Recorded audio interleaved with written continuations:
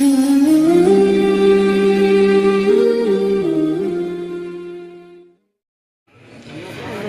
پہ تشریف فرما علماء کرام اور عزیز طلبہ، آپ حضرات کو جو یہاں جمع کیا گیا ہے وہ ایک بہت اہم مقصد کے تحت تمام طلبہ کو دعوت دی گئی اور آپ لوگ تشریف لائے۔ حدیث شریف میں اخیر زمانے میں فتنوں کے تسلسل کے سلسلے میں ٹھوس اور یقینی رہنمائیاں موجود ہیں۔ عقل مند شخص وہ ہوتا ہے جو فتنوں کو تاڑ لے اور تاڑ کر کے اس کا مداوع کرنے کی فکر کر لے اور ان فتنوں سے نکل لے۔ اب رہی بات فرقے کی، مختلف فرقے قیامت تک وجود پذیر ہوتے رہیں گے اور ان کو کوئی ختم نہیں کر سکتا، کوئی بھی ختم نہیں کر سکتا۔ کیوں ختم نہیں کر سکتا؟ کیونکہ حدیث شریف میں آیا ہے سَتَفْتَرِقُ هَذِهِ الْأُمَّةُ عَلَى 73 فِرْقَةً۔ فرقے کا لفظ خود حدیث شریف میں آیا ہے تو یہ رہے گا۔ طے یہ کرنا ہے کہ کون سی جماعت یعنی کون سا فرقہ، کون سا گروہ حق پر ہے اور کون سا گروہ ناحق ہے یعنی باطل ہے۔ تو فرقوں کا تو وجود ختم نہیں ہوگا، لیکن یہ طے کرنا رہے گا، لوگوں کو سمجھانا رہے گا اور لوگوں کو سمجھنا رہے گا کہ کون سا فرقہ صحیح ہے، کون سا غلط ہے، کون سا گمراہ ہے، کون سا راہ ثواب پر قائم ہے۔ اب یہ ظاہر سی بات ہے کہ مرقات میں شروع میں ہی مصنف نے طلبہ کی 3 قسمیں بیان کی ہیں۔ ایک وہ طلبہ ہوتے ہیں جو اعلیٰ ذہن کے مالک ہوتے ہیں، ذہین ہوتے ہیں، ذہانت اور فطانت موجود ہوتی ہے۔ دوسرے طلبہ متوسط ہوتے ہیں یعنی درمیانی سمجھ رکھنے والے طلبہ ہوتے ہیں، اور تیسرے طلبہ کند ذہن ہوتے ہیں۔ اور یہ تینوں کیٹیگری قیامت تک موجود رہیں گی۔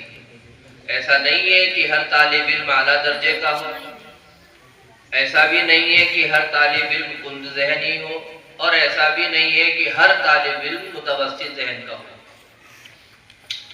جب یہ تینوں چیزیں ہیں تو یہ جب طلبہ استاد بنیں گے، میدان میں اتریں گے تو یہ تینوں کیٹیگری موجود رہیں گی۔ ہاں البتہ ایک بات یاد رکھنے کی ہے کہ دین جو ہے اور دین کا جو علم ہے اس کی برکت یہ ہے کہ کند ذہن طالب علم اگر یکسوئی، اختصاص اور امتیاز کے ساتھ محنت کرتا رہے، اللہ کے دین کو عام کرنے کی فکر لے کر کے اس کو پڑھتا رہے، سمجھتا رہے، تو اس کی برکت سے کند ذہنی مبدل ہو جائے گی ذہانت سے۔ سمجھ رہے بات؟ یعنی کوئی بچہ بہت کند ذہن ہے اور وہ آگے چل کر کے بھی کند ذہنی ہے تو اس کی کند ذہنی کو اللہ تعالیٰ اس وقت بدل دیتے ہیں جب یہ بندہ دین کی نسبت پر دین کو عام اور حق کو واضح کرنے کے لیے تگ و دو کرتا ہے، بے انتہا محنت کرتا ہے اور اساتذہ کی دعائیں لیتا ہے، تو کند ذہن بچہ پھر اپنے وقت کا امام بھی بنتا ہے۔ جیسے کہ تاریخ میں حضرت امام ابو یوسف رحمۃ اللہ علیہ کا ذکر موجود ہے۔ اساتذہ ناواقف نہیں ہیں، کچھ طلبہ جو بھی نچلی جماعت کے ہیں وہ شاید تاریخ سے واقف نہ ہو، اس لیے بتا دینا ضروری ہے کہ امام ابو یوسف رحمۃ اللہ علیہ نہایت کند ذہن تھے، نہایت، کوئی بات پلے نہیں پڑتی تھی ان کے، سمجھ میں نہیں آتی تھی کتابیں، لیکن نیت یہ تھی کہ اللہ کے دین کو کام تو ہے ہی، اس کو عام کرنا ہے۔ لگے رہے، استاذ کی تنبیہات پر عمل کرتے رہے، نصیحتوں پر عمل کرتے رہے۔ وہ موقع آیا کہ اللہ تعالیٰ نے کند ذہنی کو اعلیٰ ذہن سے بدل دیا۔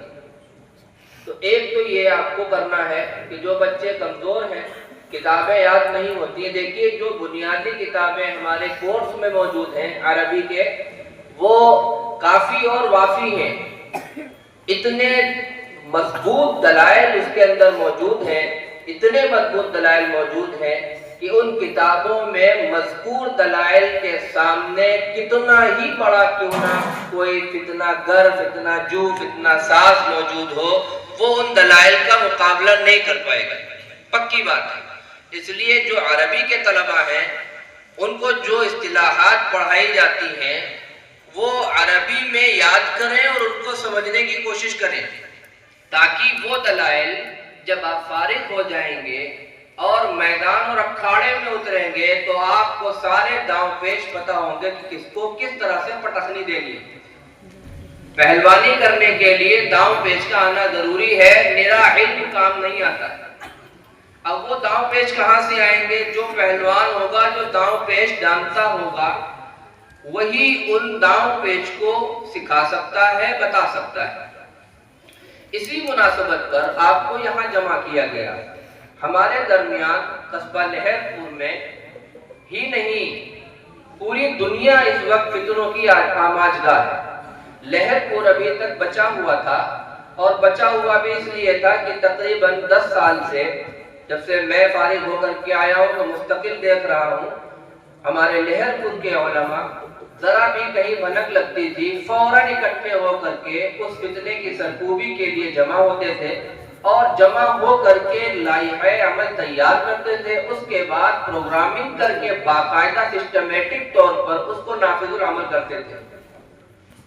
جیسے کہ غیر مقلدیت کا فتنہ ہے، یعنی اہل حدیث جو اپنے آپ کو کہتے ہیں، بریلویت جو بدعت کا داعی ہے، شرک کا داعی ہے، وہ بھی فتنہ ہمارے یہاں موجود.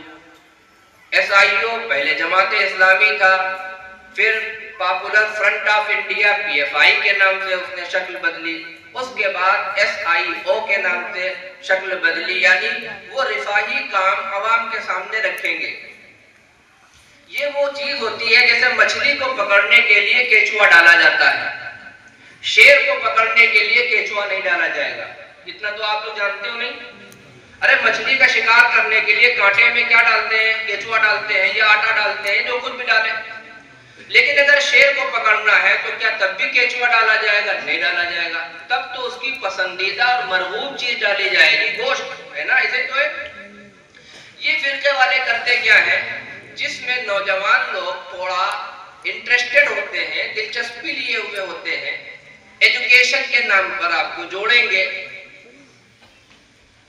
ایجوکیشن سسٹم کے نام پر جوڑیں گے کہ مسلمان پچھڑا ورگ سمجھا جاتا ہے، اس کو ترقی کیسے دی جائے. ہم لوگ ان چیزوں میں پیچھے ہیں، اس لیے کل ایک میٹنگ ہے، آپ لوگ تشریف لے کے آئے.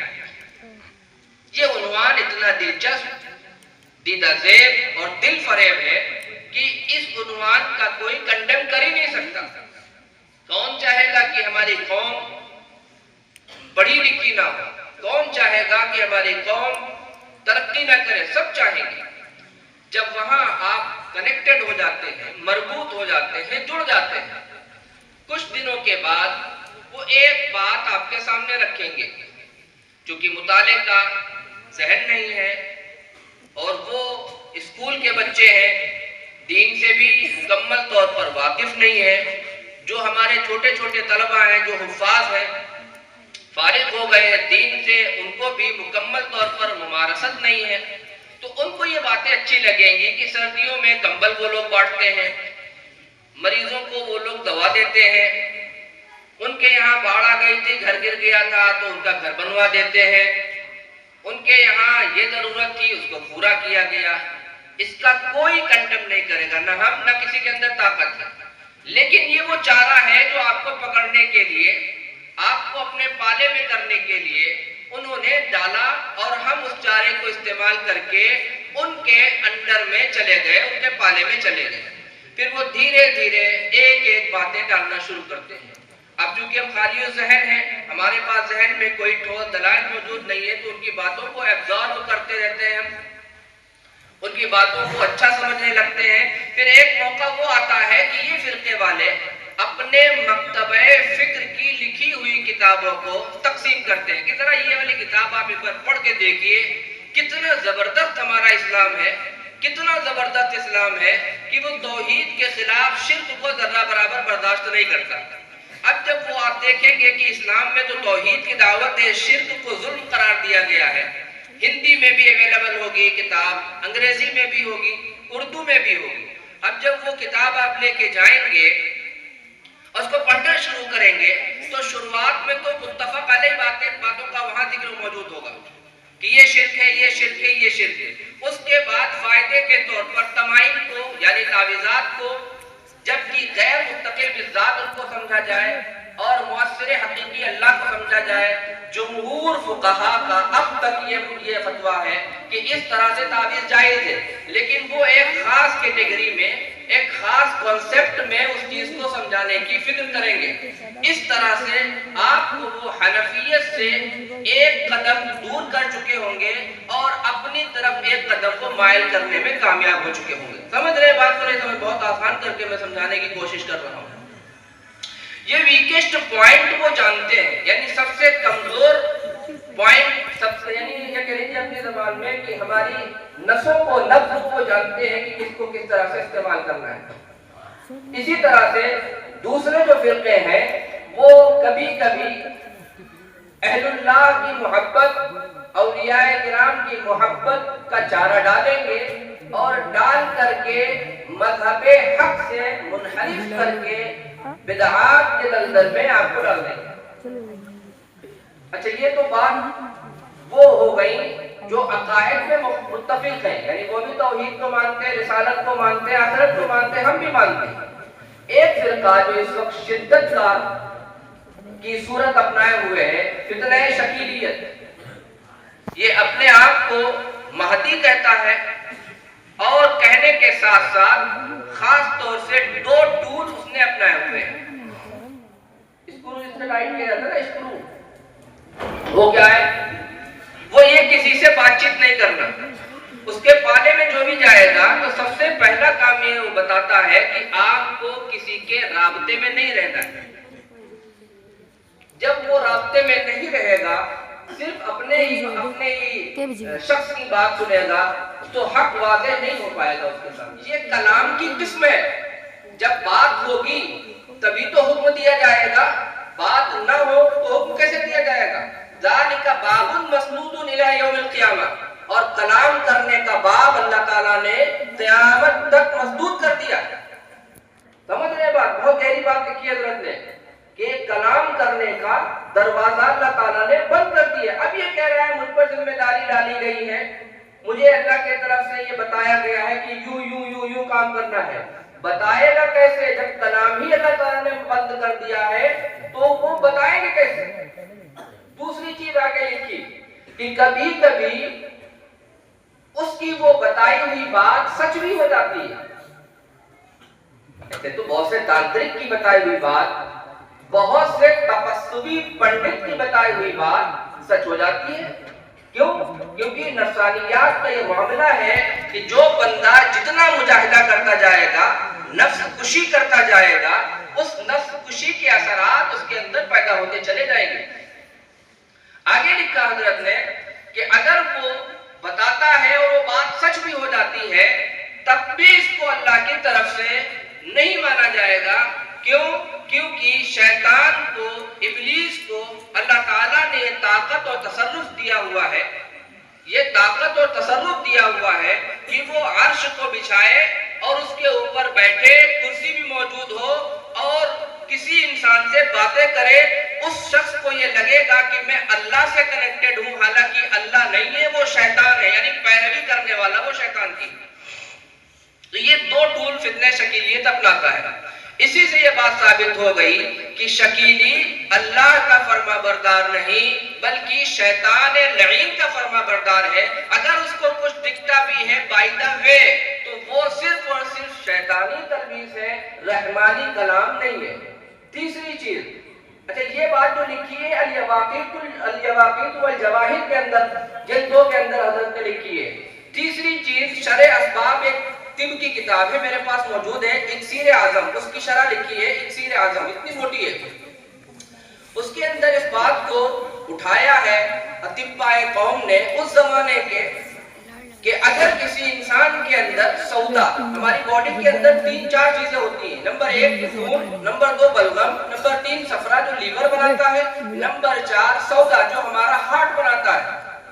اگر کسی کے اندر بلغمی مزاج والے شخص پر یا صفراوی مزاج والے شخص پر سوداویت غالب آ جائے تو اگر وہ اہل علم ہے تو وہ جنون کی وجہ سے اپنے آپ کو امام ہونے کا، نبی ہونے کا، رسول ہونے کا یا مہدی ہونے کا دعویٰ کرنے لکھا ہوا ہے اکسیر اعظم میں، یعنی جہاں تشخیص علامات لکھی ہوئی ہیں، علامات کی تشخیص بیماریوں کی، وہاں یہ بات درشائی گئی ہے کہ اگر کسی بندے میں سوداویت کا غلبہ ہو جائے، بے انتہا سوچنا شروع کر دے اور اس کا دل سودا زیادہ بنانے لگے، اگر وہ صاحب علم ہے تو وہ بندہ بڑا ہو کر کے کچھ بھی دعویٰ کر سکتا ہے۔ یہ تو طب میں لکھا ہے۔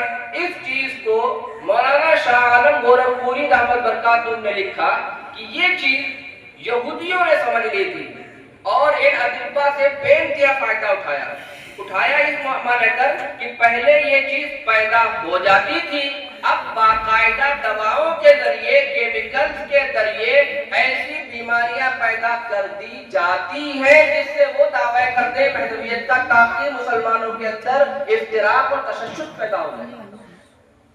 اس چیز کو یہودیوں نے سمجھا ہے اور اس چیز کو انہوں نے کیمیکلز کے ذریعے، ایک شخص بچپنے میں بالکل صحیح ہوتا ہے، اچانک اس کی سوچ انزائٹی کا شکار ہو رہی ہے، کیوں ہو رہی ہے، اس کو سوچنے اور سمجھنے کی ضرورت ہے۔ تو خلاصہ کلام میں نکلا کہ اس وقت سب سے خطرناک جو فتنہ طول پکڑ رہا ہے، تیزی سے اس کا امتداد ہو رہا ہے، وہ فتنہ شکیلیت ہے، اور اس پر دارالعلوم دیوبند کے معتمم جیسے شخص بھی تب وہ دو میں لگے ہوئے ہیں، جہاں بھی کوئی بلا رہا ہے حضرت وہاں پہنچ جاتے ہیں، کیونکہ یہ رسول اللہ صلی اللہ علیہ وسلم کی نبوت اور عصمت سے جڑا ہوا مسئلہ ہے۔ آپ کے بارادری میں 2 لوگ باقاعدہ شکیلی ہوئے، ان کو پکڑا گیا، آپ کے لحاظ ان کے اطراف میں ایک شخص شکیلی ہوئے، ان سے بات چیت کی گئی، توبہ کرائی گئی، لیکن اس کے باوجود پھر وہ اسی طرح کے ہو گئے۔ تو اس طریقے سے نہ جانے کتنے شکیلی موجود ہوں گے جن کا اعتقاد کفریہ ہو چکا ہوگا اور خارج الاسلام ہو چکے ہوں گے۔ تو یہ آپ کی بھی ذمہ داری ہے، ہم سب کی ذمہ داری ہے کہ تمام بچوں جو یہاں آج باتیں بتائی جائیں گی ان کو توجہ سے سننے کے بعد شکیلی فتنے کی خرابیاں لوگوں کے سامنے بتانے کی کوشش کریں کہ اس طریقے سے ان کا عقیدہ ہے، ہمارے نبی صلی اللہ علیہ وسلم آخری پیغمبر ہیں، ان کے بعد کوئی نبی نہیں آ سکتا، عیسیٰ علیہ السلام الگ شخصیت ہے، مہدی علیہ السلام الگ شخصیت ہے، یہ دونوں الگ الگ شخصیت ہیں اور الگ الگ زمانے میں آئیں گے۔ اس وقت جس نے دعویٰ کیا ہے وہ نہ تو عیسیٰ علیہ السلام ہے، نہ ہی مہدی علیہ السلام ہے، اور نہ ہی وہ ولی ہے، بلکہ استدراج کا شکار ہو چکا ہے اور گمراہ ہو چکا ہے، اور بلکہ وہ خارج الاسلام ہو چکا ہے، وہ کوئی ولی بھی نہیں ہے۔ اس لیے ہم پوری کوشش یہ کریں گے کہ آپ کو آسانی کے ساتھ سمجھانے کی کوشش کی جائے تاکہ آپ یہاں سے جو پیغام لے جائیں قوم کے درمیان اس کو رکھیں، اپنے گھر میں اس کی چرچا کریں تاکہ کوئی بہن بھائی آپ کا موبائل کے ذریعے شکیلی نہ ہو پائے۔ سمجھ رہے بات کو نہیں سمجھ رہے؟ موبائل کے ذریعے، یعنی وہاں کانپور کے اندر حضرت معتمم صاحب نے واقعہ بتایا کہ 2 بڑے مفتیان کرام کی بیویاں شکیلی ہو گئی۔ کانپور میں ابھی جو ختم نبوت پروگرام ہوا تھا اس میں حضرت مودی صاحب فرما رہے تھے 2 بڑے جید قسم کے مفتیان کرام کی بیویاں شکیلی ہو گئی ہیں موبائل کے فتنے میں۔ تو کوئی یہ نہ سوچے کہ ہم مولانا ہیں ہمارے گھر میں کوئی شکیلی نہیں ہو سکتا، ایسا نہیں ہے۔ یخرج الحی من المیت و یخرج المیت من الحی، اللہ قادر ہے زندہ سے مردہ کو پیدا کرنے پر اور مردہ سے زندہ کو پیدا کرنے پر، یعنی اہل اسلام سے کفر نکالنے پر بھی اللہ قادر ہے اور کفر سے اللہ تعالیٰ اسلام کی دولت میں نوازنے پر بھی قادر ہے. تو ہمارے لیے لمحہ فکریہ ہے, ہم اس چیز کو اچھی طرح سمجھیں, ہلکے میں قطعی نہ لیں. اگر آپ لوگ کاپی قلم لائے ہیں یا نہ لائے ہیں تو جن کے پاس فون ہے اس چیز کو ریکارڈ کریں, آڈیو والی بھی ریکارڈ کریں, ویڈیو بھی بنا لیں تاکہ وہ وقت ضرورت پر آپ کے کام آئے, آپ کسی بھی شکیلی سے اچھے انداز میں بحث کر سکیں. وآخر دعوانا الحمدللہ.